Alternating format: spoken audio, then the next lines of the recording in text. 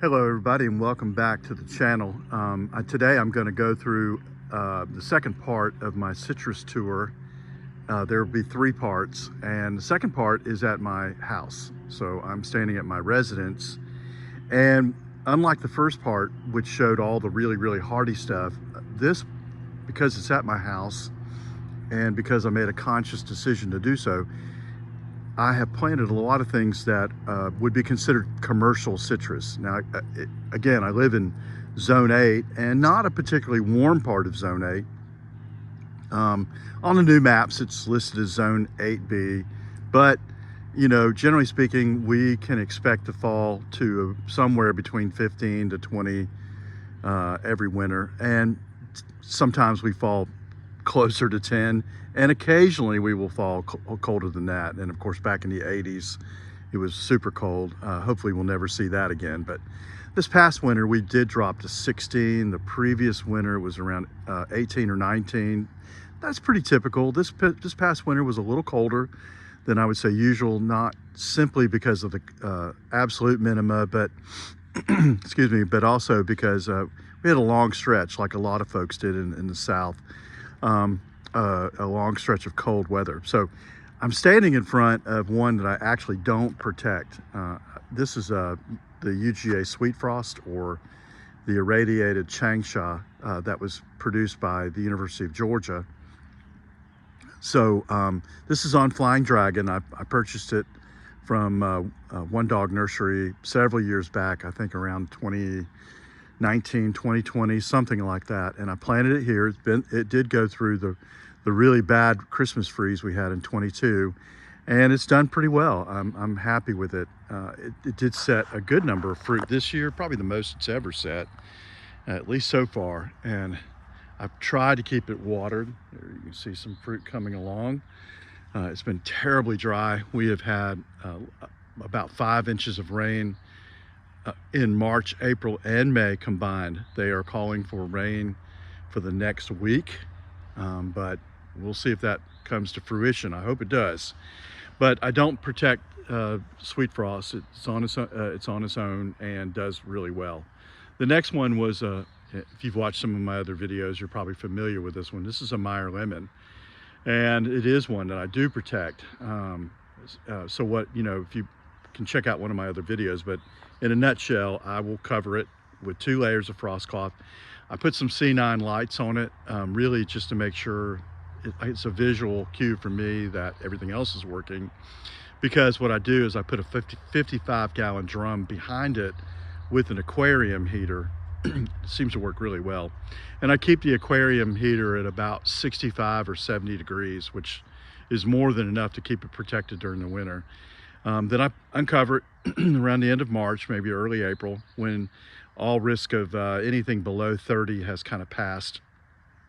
By that point, it is usually long since broken dormancy. If you know lemons, they really don't have much of a quiescent period or dormancy. Very few citrus have anything like a real dormancy, but lemons are almost tropical in nature. They want to grow all the time. If there's any warmth at all, they grow, they bloom. The Meyer lemon is no exception, even though it's probably a hybrid with something else, possibly a mandarin, possibly satsuma. So this thing just produces lemons all the time. You can see it's blooming. Let's see if we can pull that down there. You can see some blooms, and I've got some juvenile fruit. And I've even got mature fruit still on the tree, because this thing produces way more lemons. There you go. You can see some of the lemons there. This thing produces way more lemons than we can use. So that's a good problem to have, right? So we'll go around the corner, and this is a very concentrated grove of citrus that I deliberately did this way. It's an experiment. I hope it's a successful one. So far it is. These are mostly commercial types that would otherwise be a little too tender for my climate. The first one is one I haven't protected since 22, but if I need to, I can. This is a Owari satsuma.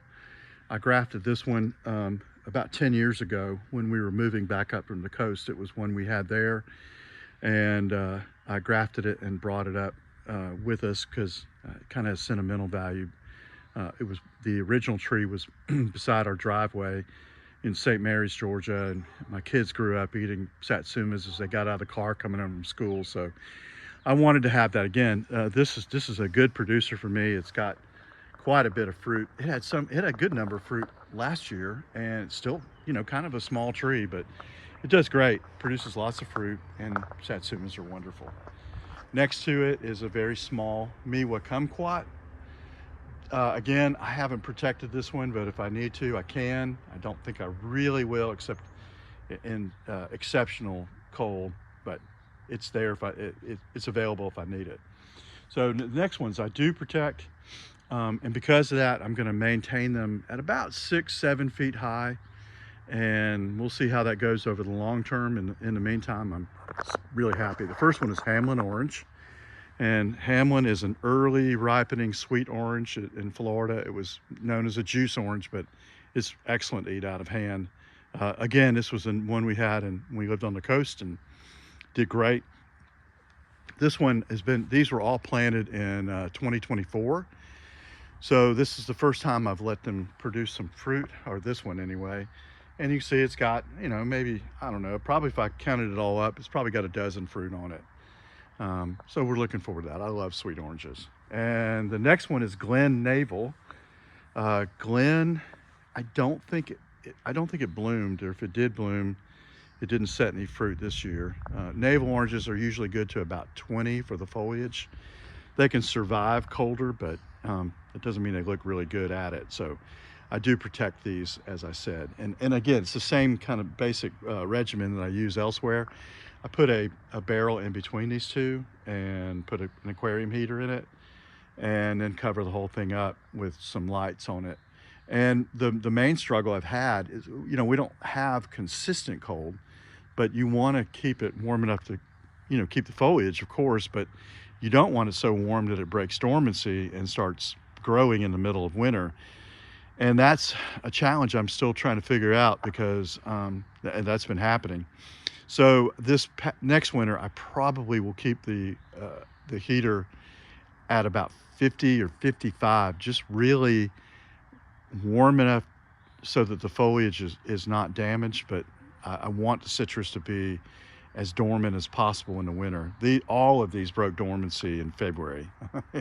It was, some of them were blooming, and it was crazy. So, by that point you're committed. You have to cover them even in mild freezes. So I don't really want to do that. I'd rather leave them on their own as much as possible and just cover them during those coldest events. And if you live in the South, you know exactly what I'm talking about. We don't have consistent cold.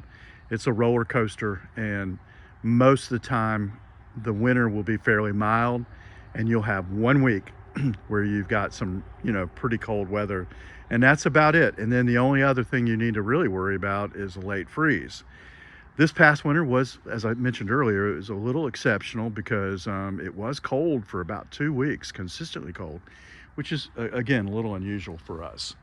So the next one, again, is one that all of these I protect. So here is Amoa 8. This is a Clementine by Blood Orange.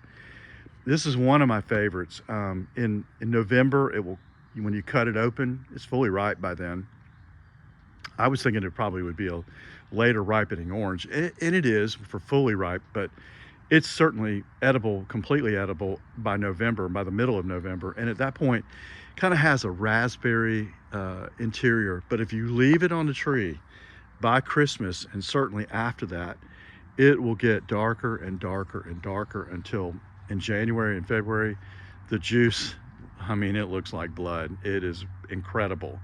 And it's one of my favorites. And this year, it had a ton of fruit last year, and I thought maybe it would be kind of alternate bearing, but so far it's not been. So look at the fruit on this. It's just covered up. Next to it is Oroblanco grapefruit, and Oroblanco is a pomelo by grapefruit that was developed in California, really so they could have a grapefruit that would ripen in lower heat environments. And this was given to me as a bud stick many years ago from Bob Snyder. Bob, if you're out there, thank you very much, as always. And I kept it in a container for like almost more than 2 decades. And it went through neglect. It even sat outside when we first moved back up here for about 4 years completely. I finally decided to plant it in the ground. Here it is, and it's never been happier. And it does, you know, Oroblanco kind of has a reputation for not setting a lot of fruit. And it's really a well-deserved reputation, but it does have some fruit. It had some fruit last year. It set some fruit. Yeah, here we go. Here's some fruit on it. And yeah, I'm gonna have to prop these up, but you can see there's some fruit there. So you know, it's not a heavy bearer, but it's still fairly small, so we'll see. Next to that is Tango. And again, another one of my favorites.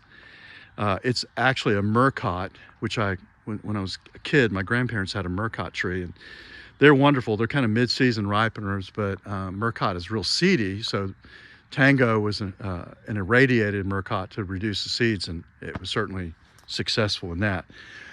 It had a lot of fruit last year. It did bloom heavily this year, but did not set a lot of fruit. In fact, I don't know if it's set. Yeah, I see 1 or 2.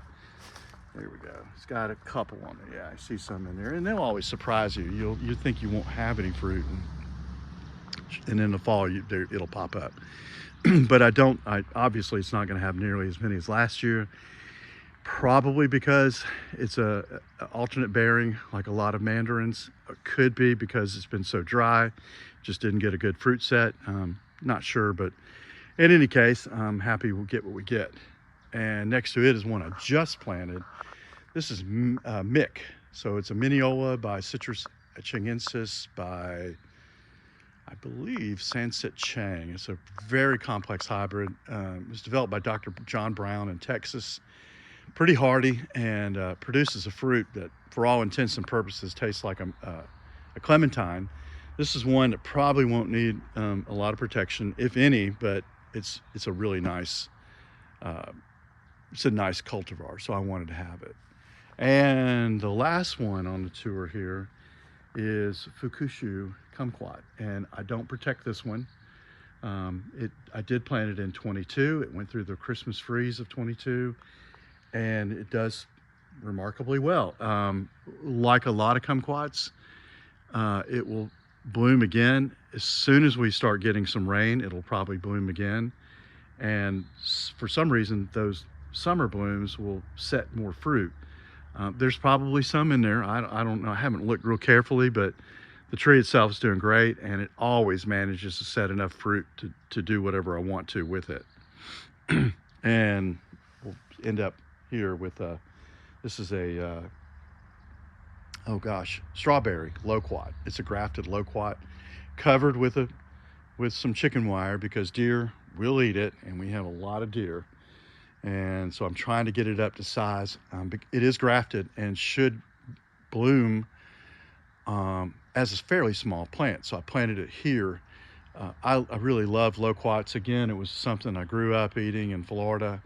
My grandparents had 2 trees, and one of my core memories as a child was climbing those trees and picking the loquats in February and March when they ripened down in Tampa. So I really wanted a loquat. The tree itself is easy to grow here, no problem. A challenge is getting the fruit, because if it drops much below 20, you'll lose the fruit. So unless you protect it or have it in a good microclimate, fruit is kind of spotty. So I planted it here. Again, all I have to do is keep temperatures above 20, which is not hard to do, and keep the tree under 20 feet, which is a little harder to do, but I think I can probably swing it here. So we'll see. It's starting to get some size now. I'm real happy with it. I got that from Ryan Trusty Farms out of South Carolina. So thank you, Ryan, if you happen to see this. He has some really great stuff. Check him out. So to finish, we'll just kind of take a walk back down and see everything again. The Tango, Oroblanco, Amoa 8, and then past the rows here, we have Glen, Navel, Hamlin, Meyer, Owari, and then in the backyard, our Meyer and irradiated Changsha sweet frost and a little ground turkey fig that I air layered. So if you are wondering, well, if I could only plant one, what would it be? I can't answer that question for you. I would have no idea. If I had to pick one, I wouldn't. I'm thankful to have a lot of space here and at our rental house, and which will be the next video, and at our family farm, my wife's family farm, to be able to plant a lot of stuff, because I want one of everything. But some advice I would give somebody, if you want, you know, what do I plant? Well, I would absolutely say plant what you like to eat. If you are not crazy about it, you know, to want to eat it, don't plant it. It'll just, you know. But on the other hand, don't be afraid to plant things for their ornamental value. And I think that gets overlooked a lot, especially in the United States, where I think a lot of times we get a little philosophical, but sometimes we think that, you know, well, what's, you know, we're very utilitarian in our viewpoints, like, what's it good for, or, you know, what's its use? And some things are just beautiful and worth growing just because they are. And if you ever come out when citrus are in full bloom, covered with honeybees and pollinators of all kinds, and the whole yard is just perfumed by the blossoms. Well, for me, that's a very short period, maybe 2 weeks where that happens, but it's 2 weeks worth waiting for. And worth it. If that was all I got out of some of it, I probably would be happy. So plant what you love and love what you plant. If you want to do it, as Stan McKenzie often says, how badly do you want it? If you want it bad enough, you can make it work. And so this is where I have to make it work. Seems to be working pretty well. I think the biggest challenge I'm going to have over time is keeping things at a scale where I can protect them as needed. Things just want to get way, way bigger than they should get, or that I can manage. That's a good problem to have. And so I'm very happy with things. And if you live in the South, we really need some rain, so pray for that, and we'll continue on in our journey. Thanks again for tuning in, and happy gardening.